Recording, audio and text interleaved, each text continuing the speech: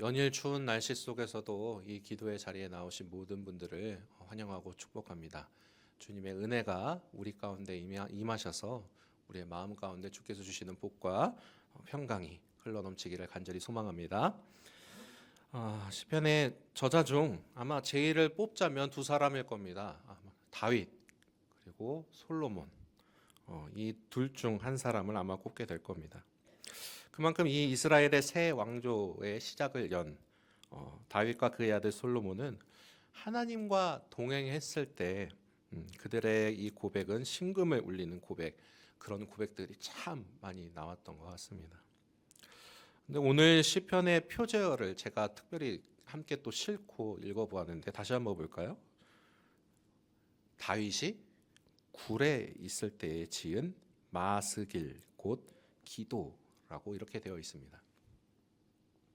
여러분, 마스길 종종 아마 시편을 보셨을 텐데 어떤 뜻이 있을까요? 자, 마스길은 깨닫게 하는 시, 지혜를 주는 노래, 교훈을 담은 시편. 한번 띄워주시겠습니까? 그런 뜻이 있습니다. 이 히브리어 사칼이라는 단어에서 유래했는데 그 의미가 깨닫다, 분별하다, 지혜롭게 하다라는 뜻이랍니다. 그래서 이 시편에 보시면 마스길이라고 표제어가 붙은 시가 참 많습니다. 다윗도 여러 편 지었고 또 시편 중에는 다윗만 지은 게 아니지 않습니까? 고라 자손이 지은 시에도 고라 자손이 지은 마스길이라고 이렇게 붙은 시가 있습니다.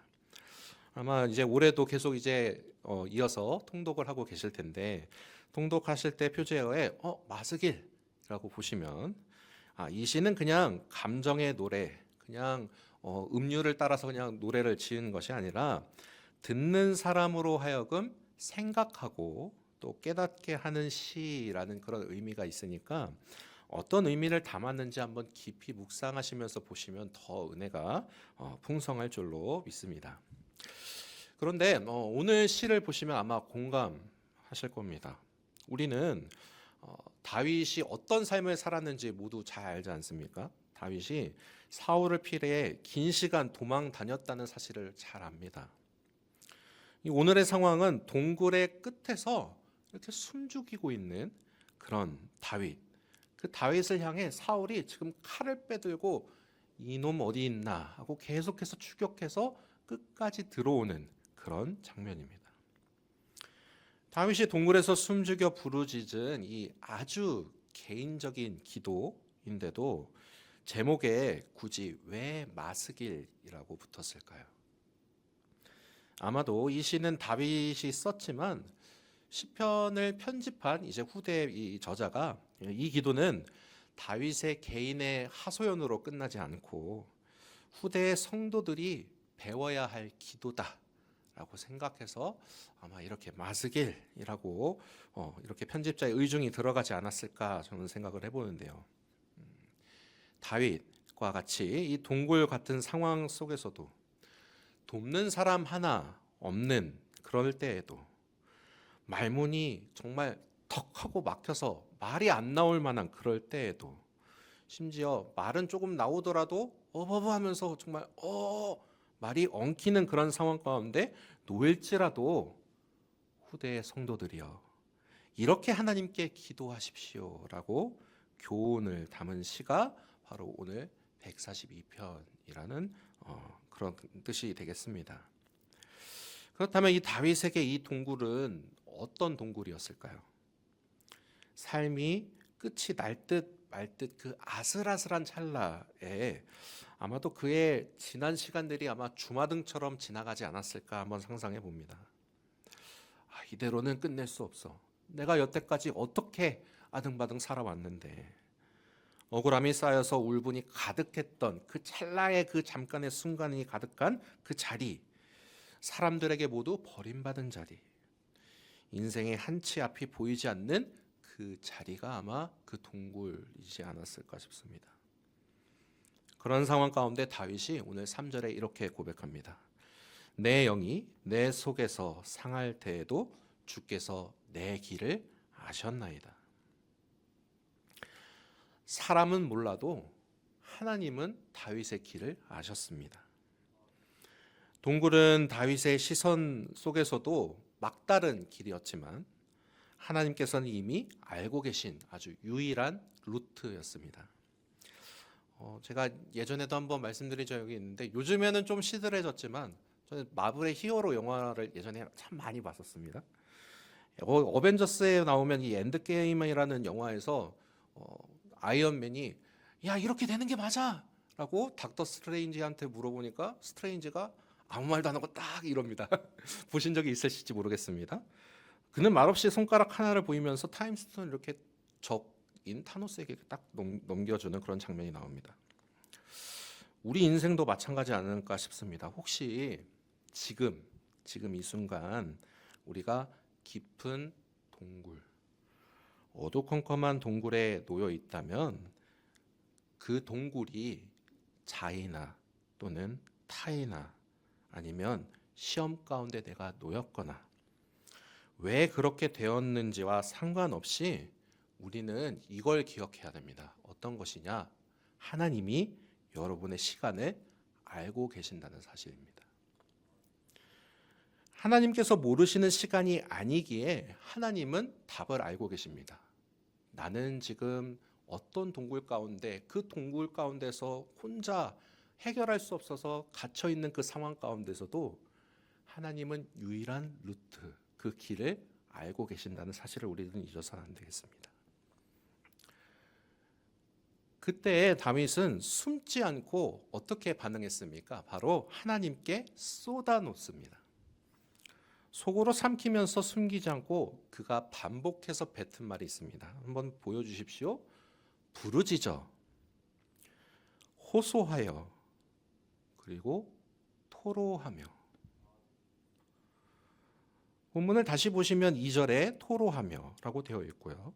그리고 5절을 보시면 그렇게 부르짖어 말하기를, 6절에도 주님 나의 부르짖음을 들으소서, 마지막 7절에도 그렇게 모든 것을 다 이제 주님께 말씀을 올려드리며 그의 마음속에 내가 이 동굴 가운데 우겨쌈을 당하고 어둠 가운데 있어서 잠식당하는 것이 아니라 이렇게 침체되는 것이 아니라 그는 오히려 들고 일어나 하나님 앞에 부르짖고 있습니다. 근데 사실 그렇습니다. 체력적으로나 마음적으로나 힘이 다 소진되었을 때 혹시 경험하신 적이 있습니까? 한계에 부딪히면 아쉬운 소리를 절대 낼 수 없습니다. 내가 조금만 더 할 수 있었는데 이런 소리가 나오지 않을 만큼 다 모든 것을 쏟아 부었을 때 그때 아쉬운 소리를 절대 낼 수 없지 않습니까? 제가 최근에 흑백요리사 2를 보았습니다. 마지막에 우승자가 덤덤하게 고백하는 내용이 참 공감이 되었는데 그동안 그가 자신은 잘하는 척을 하며 살아왔다라고 고백합니다. 사실 남들 앞에서 척을 할 수 있다라는 그 여유가 있다는 건 저는 그렇게 생각했습니다. 아직 힘의 여유가 있구나, 힘이 남았구나, 그렇게 생각이 들었습니다. 그러나 지금 다윗은 그런 척을 할 수 있는 여유가 하나도 없습니다. 믿음 좋은 척을 절대 할 수 없습니다. 그냥 있는 모습 그대로, 그의 무너진 마음 그대로 하나님 앞에 내어놓은 겁니다. 그래서 부르짖었습니다. 그래서 하나님께 호소했습니다. 그래서 하나님께 토로했습니다. 그런 의미에서 기도는 정리된 말이기보다 마음 그대로 토로하는 것, 그러니까 쏟아놓는 것부터 시작하는 것 같습니다. 그래서 저는 그런 의미에서 개인적으로 토로한다라는 이 단어를 좋아합니다. 말하기는 이 금요기도의 자리가 하나님 나 이번 한 주간 동안 이렇게 내가 잘 버텼어요 라고 말하는 것보다, 보고하는 것이 아니라 그냥 세상 풍파 버티느라 지치고 상한 내 마음 하나님 앞에 토로하는 자리가 되어지기를 바랍니다. 이 밤에 여러분의 마음을 들으시는 그 주님이 여기 계십니다. 그 주님 앞에 토로하기를 소망합니다. 이어서 본문을 계속 보시면 제가 세 번역으로 가져왔는데요. 4절을 한번 볼까요? 다윗의 고백이 정말 처절합니다. 아무리 둘러보아도 나를 도울 사람이 없고 내가 피할 곳이 없고 나를 지켜줄 사람이 없습니다. 사람도 없고 위로도 없고 도움도 없습니다. 그런데 다윗은 그러나 기도를 멈추지 않습니다. 5절입니다. 주님, 내가 주님께 부르짖습니다. 주님은 나의 피난처. 사람 사는 세상에서 내가 받은 분깃은 주님뿐이라고 하였습니다. 아무것도 없어서 마음속에 진짜 부르짖을 만한 요만큼의 힘도 없을 만큼 이제 기진한 상황에서 이제 조금만 더 들어오면 칼이 내 목을 들어오는 그 상황에 다윗은 그럼에도 힘이 없음에도 토로하면서 기도합니다. 주님, 사람은 없지만 하나님은 나에게 계십니다. 상황은 변하지 않지만 그의 시선은 처절한 상황 가운데서도 그 힘을 조금이라도 남은 그 힘을 다하여서 하나님을 바라보고 있는 겁니다. 그의 동굴이 변하였습니까? 변하지 않았습니다. 여전히 사울은 기세 등등하여 그를 쳐 죽일 기세로 찾아옵니다. 그러나 다윗의 중심은 환경을 넘어서 하나님께로 옮겨졌습니다. 세상이 힘들고 어려울수록 상상 속에서 사람들은 해피엔딩을 많이 원하는 것 같습니다. 드라마나 영화, 소설 같은 이런 픽션 같은 것 가운데서도 그렇게 많이 반영되는 것을 발견하곤 합니다. 그러나 오늘 142편에서는 해결되는 모습을 우리는 찾아볼 수가 없습니다. 다윗이 왕좌에 앉은 모습으로 마무리됩니까? 사울이 패배하고 다윗이 승리했습니까? 복수했습니까?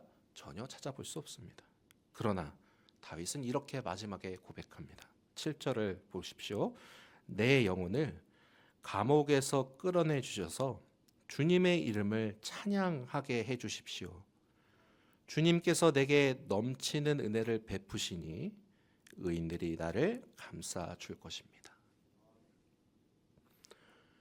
여전히 그의 삶은 동굴이었지만 다윗은 하나님께 시선을 두자 그의 미래, 은혜의 믿음으로 선포하고 있습니다. 그에게 그 동굴은 다시 가고 싶은 장소 절대 아닐 것입니다. 그러나 다윗을 무너뜨린 곳이 아니라 우리가 아까 찬양하며 고백했듯이 그를 다시 기도의 사람으로 세운 곳이 그 동굴이었습니다. 그러니 사랑하는 성도 여러분, 오늘 이 자리에 모인 우리는 저마다 다른 동굴 가운데 있을 줄로 압니다. 말할 수 없는 억울함을 가진 채로 들어간 동굴, 관계의 외로움의 동굴, 지친 마음의 동굴, 문제로 둘러싸여 어두컴컴한 동굴, 육체적 어려움을 지니고 들어간 동굴. 그 가운데 오늘 하나님께서는 우리에게 내가 왜 여기 있느냐라고 묻지 않으십니다. 그저 그 자리에 계시면서 너의 부르짖음을 내가 듣고 있다라고 말씀하십니다.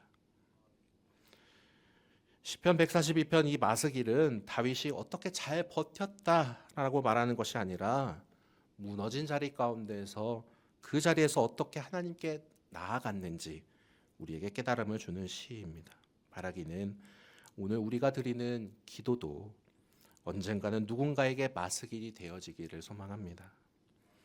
오늘 우리가 드리는 솔직한 이 기도가 하나님의 보좌를 움직이고 또 후대에게는 귀한 신앙의 간증이 되어지는 그런 귀한 기도가 되어지기를 주님의 이름으로 축복하며 또한 소망합니다.